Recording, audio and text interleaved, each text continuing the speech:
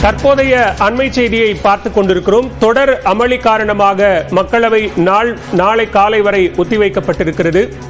அம்பேத்கர் குறித்து உள்துறை அமைச்சர் அமித்ஷா பேசிய விவகாரம் தொடர்பாக மன்னிப்பு கேட்க வேண்டும் என தொடர்ந்து எதிர்க்கட்சிகள் அமளியில் ஈடுபட்டு வந்த நிலையில் அவை நடவடிக்கைகள் ஒத்திவைக்கப்பட்டது. இந்நிலையில் தற்போது மீண்டும் நாளை காலை வரை மக்களவை ஒத்திவைக்கப்பட்டிருக்கிறது. அண்மை செய்தியாக பார்த்துக் கொண்டிருக்கிறோம். அம்பேத்கர் குறித்து உள்துறை அமைச்சர் அமித்ஷா அவதூறாக பேசியதாக மக்களவையில் எதிர்க்கட்சிகள் தொடர்ந்து அமளியில் ஈடுபட்ட நிலையில் அமித்ஷா பதவி விலகுவது தொடர்பாக விவாதம் நடத்த கோரி காங்கிரஸ் கூட்டணி கட்சிகள் நோட்டீஸ் அளித்திருந்தன. இந்நிலையில் இந்த அமளி காரணமாக அவை ஒத்திவைக்கப்பட்ட நிலையில் தற்போது அவை நாளை காலை வரை மீண்டும் ஒத்திவைக்கப்பட்டிருக்கிறது.